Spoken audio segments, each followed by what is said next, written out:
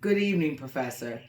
This is my video to show you what my first aid kit will look like when it's completed, which it is complete. As you can see, we just take a quick glance of everything that I have, and I will basically explain everything that's down here.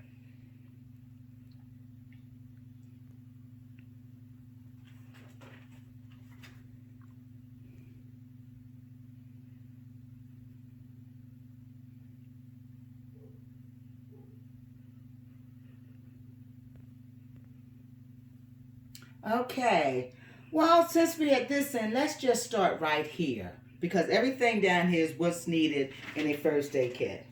The first thing I want to show you is what we call will be used as a tourniquet. This is used for to stop the flow of blood if there's a major bleeding situation concern. What you would do is just tie it around the part that is like the legs, such as this. You would tie it around here and cut the circulation off to prevent the blood from flowing. This will help keep the foot, leg, or the arm from being amputated. So that's why it's important that you have a tourniquet in your kit. I have several types that are here. I have a cloth one that you can use, and I have two cloths. So anything that can be used to cut the circulation is what is needed as far as the tourniquet is concerned. Also, I have a piece of cloth, or is considered rag, that you can convert into a sling to be used for to secure a arm that is fractured that needs to be done. What you would do is fold it in half like that. You would fold it in half, then you will fold it again, and then you will bring it over again. And then what you would do is have the person fold their arm, and it will be used to tie around the arm and secure the arm in place. So this is why you would use this as a sling, and be used as a sling if your arm is out of whack. If your arm has been injured. So this is used for a sling. The next thing I have over here, of course, is a towel that can be used to absorb liquid or any type of fluid, so to keep you from being injured as a spill. What we have here is a pillow.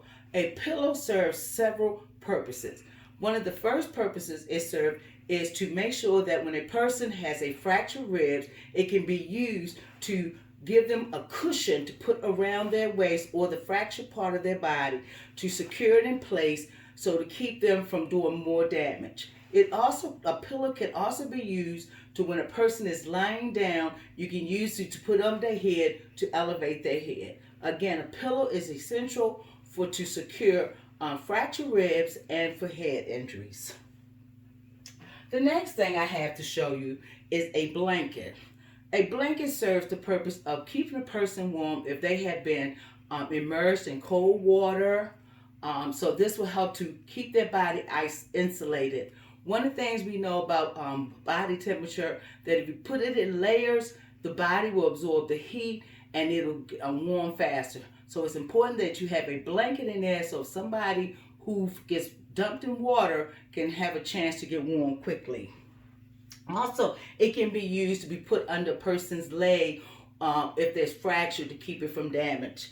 Okay.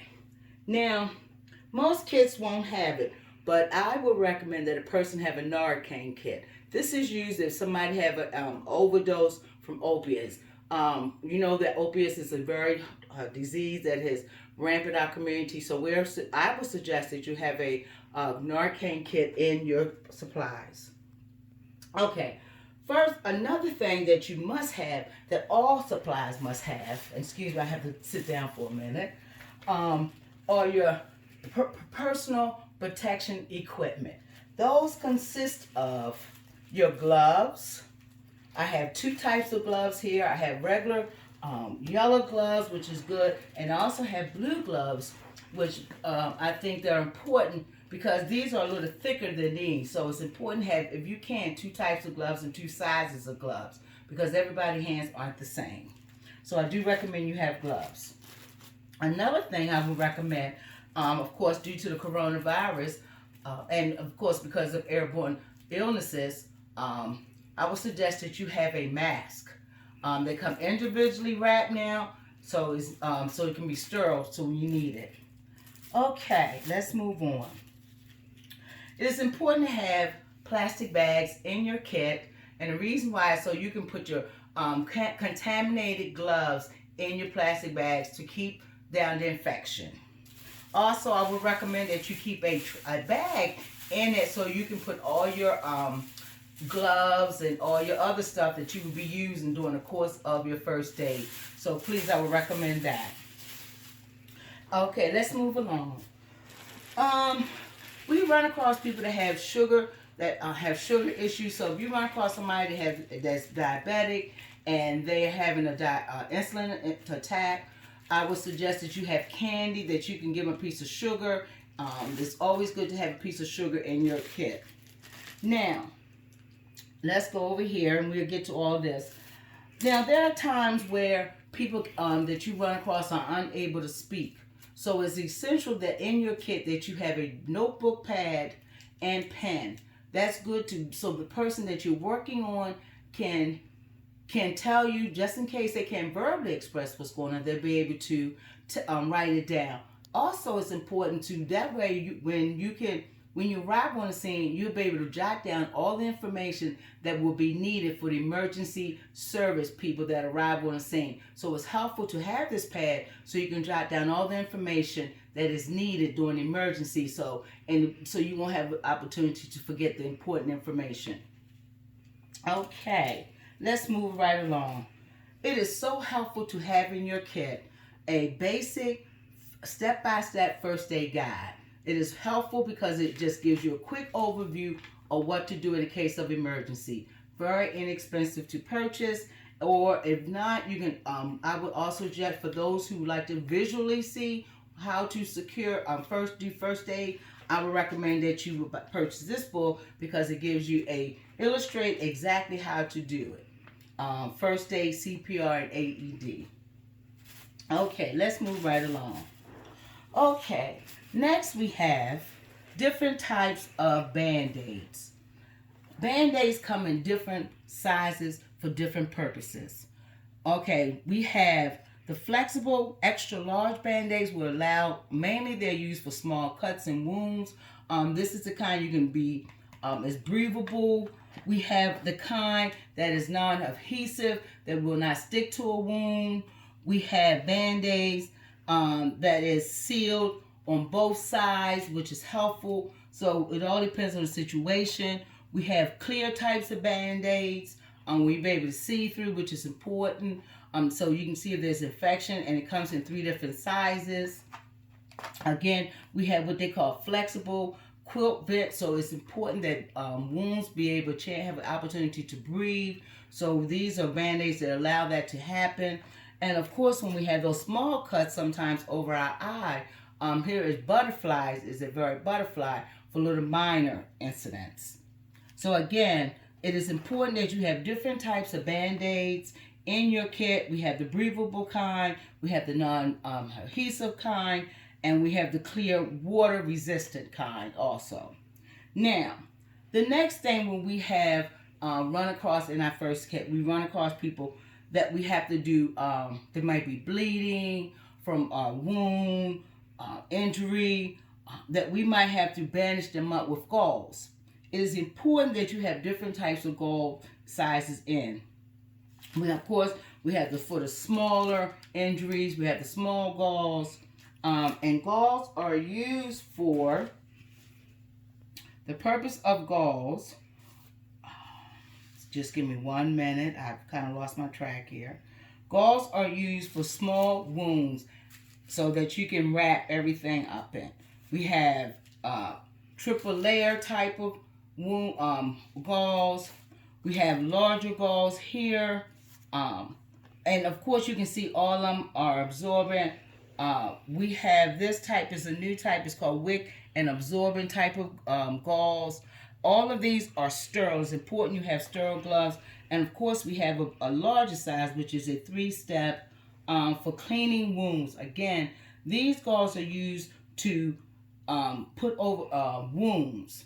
and to keep them clean and sterile to keep them from becoming infected. Now, there are times where there's heavy bleeding that takes place. So, if you can't find thick gauze, it's all right to find sanitary napkins that are thick and heavy. You know, as long as they stay in the package, they are sterile. So if you cannot, as you can see, I have different sizes for different types of injuries and different types of bleeding situations. That's mainly, this is what these are used for, to help stop the bleeding.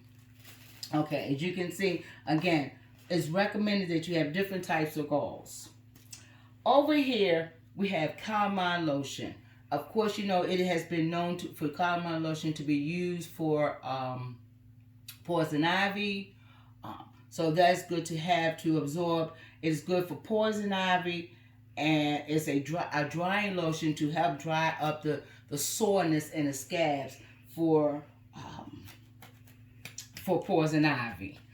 Of course, every kit must have what we call a CPR mask.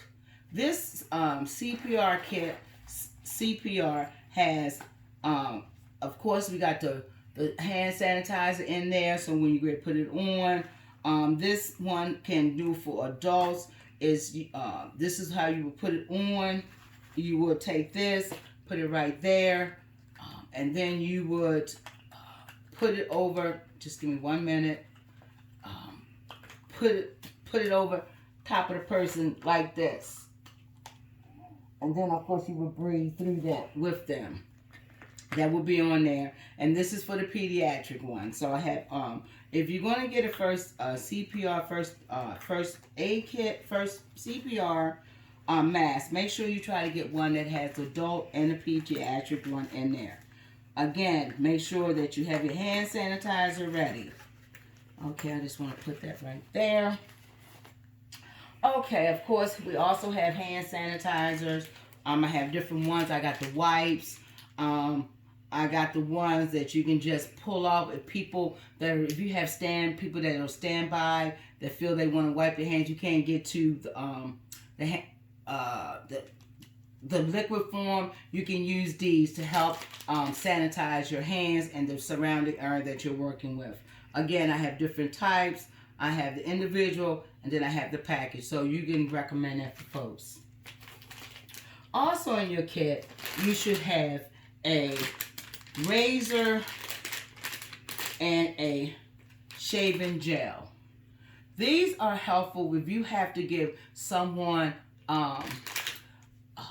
do AED on them, where you have to do electric shock on them, or CPR. You might have, when you have to put those pads on there to do the AED, you will need to make sure that the area is clean. So if someone has hair, you will have to shave them. So it's good to have a razor and shaving cream in your kit. So if you try to put those pads on them to do AED, which is to help start their heart, if they have a heart attack, you want to make sure that the area is clean. Again, going back to wiping it down and then making sure that you shave. Okay, we have more Band-Aids over here, as you can see. These triangle Band-Aids are used to hold dressings and slings in place, such as this right here. You will put your arm, a sling would be like this. You would take this and wrap it around. So this is what a triple Band-Aid looks like. You will fold it in. It's a triangle Band-Aid, and you fold to put in place. Mainly is used for arm sling. Similar to what I showed you with the that cloth. Well, it's basically the same format, but these are just the industrial kind. So you can either buy these here, or you can use what I showed you before. You can take that cloth and fold it in like I did, and use that as your arm sling. Either one works. So as you can see, a lot of these products you can use, you can find in your home. So you don't have to go out and buy everything for a first aid kit. But I do highly recommend that you do have one. Now, of course, there's times when we have Neosporin and triple ointment. This is used for burns and scrapes. It's a triple antibiotic that you use, and we have Neosporin, and this is a due for itching, like poison ivy is also used to help reduce the pain that is from these type of illness, injuries. Of course, you should have like a Motrin or ibuprofen on hand, and helps to treat pain, fever, and inflammation. This is why we have these in our kits. Of course, aspirin has been known to give to people low dosage when if you suspect someone is having a heart attack. So this is why it's important that you have aspirin in it, so you can use it for if you suspect someone is having a heart attack, and also is used for inflammation and for pain. Okay. Dental floss is used to cut, to help cut things, to keep things secure and tight, to hold things down. So it's good to have some dental floss in there too. Okay, I told you this is used for a sling. It can be used for the arm. You can use it for an arm. You can use it for your leg to keep your leg secure. And you would take one of these gauze here and wrap it around your leg, and or either gauze, or I have something else I'll show you in just a moment what else you would use a sling, would wrap a sling for. Okay, so we've talked about that. We've talked about the antibiotic cream that is needed for making sure for sunburns. That's why we have this here, right here for. Okay, so we are now up here. So we have milk of magnesia, or you can use Imodium, and this is used to treat diarrhea. Sometimes we eat things that our stomach does not agree with. So a person that experiences diarrhea, it is important that you have these on hand for them. Okay. And speaking of upset stomachs, we have Tums. It's best that you have Tums on hand because it helps to treat heartburn, and it also helps in upset stomach and acid indigestion. Q-tips are used for cleaning out small little wounds. If if you got an insect bite, of course, if you do have an insect bite, we do recommend that you have tweezers in your kit, so you'll be able to remove those insect bites from. I have two types. I have this kind, and but this is just as good too. Again, tweezers are helpful to remove small insect bites, bee stings, and stuff forth like that. Okay. What else do we have here? We have, of course, no kit can be complete without a pair of scissors. Scissors are helpful to cut items, and I'll show you, such as when you're wrapping your gauze. And of course, gauze are used to wrap bandages, to wrap your pads when you're wrapping up wounds and stuff like that. These are what you use the scissors for, to cut. So this is used a gauze is used to wrap up a wound. If, like, say you take this pad and you wrap it around, then you would take the gauze and wrap it around that pad to keep it secure in place. And that's why you would have pins. It's important that you have pins, because if you don't have pins, then you can also use, we have tape. If you don't have, you can use tape or pins to tie it down. But I also recommend that you would have in your kit some electric tape or water tape that is used to secure a spleen. Again, you use this to wrap it around. You secure it, and then you take a pad. That's why you can take the for security. You can take your towel that I showed you and use as a cushion to secure the leg or the arm, and then you will proceed to take the gauze and the electric bandage, elastic bandage, to wrap a spleen with. So it's so many ways to wrap injuries, wounds. So you either use bandage, so different ways that you can use. Also, when you have small injuries, electric bandage is used if you're trying to secure an area like your ankle. You would take it with a rag and make sure that it's secure. If just finding things from around the house, and take this electric band-aid and just secure it in place. That's why you have this pins, so you can. This is electric elastic bandage that you can use to secure a spleen in place. One of the things that I did not show you, and I want to show you now, is these are used to secure objects that are protruding from a person. Let's say that someone has a knife extending from them. You'd never want to remove the knife. So what you would do, you would take these gauze, which is wrapped around in like a O, and secure them. It would be, for instance, let's say this is the knife sticking out. You would take this and secure it at the bottom of the wound to keep it in place until the emergency service providers arrive. So these are used to secure protruding organs that may hang out, from injury, from a car injury. You might have an organ that might hang out, or a person can have a knife or sticking out, and you want to make sure it's secure. This is also good if you have a person's eye, like you want to secure the eye in place. You will take it also and make sure that it's tight. Again, you would take your one of your gauze and wrap it around, so it would be, I have one here. It was similar to this. You would just take, if you have an eye injury like this, you would take it and just wrap it around so it'll stay in place. Excuse me, just so you get the idea of you want to just make sure that it's staying in place. Okay, and the same thing with the wound. If you have a person injured right here, you want to secure that object in them so nothing is shaking when they're being transported to the hospital.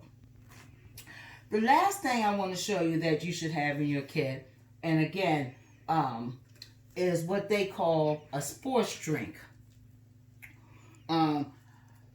This is used to replace the electrolytes in your body. When you become dehydrated or you have drunk too much water, then this will help restore the electrolytes in your body that you have lost and the sodium that is in your body. So it's good to have a sports drink, particularly either Gatorade inside. I would recommend not anything but don't get the color red. There's something about the dye in red that they don't recommend.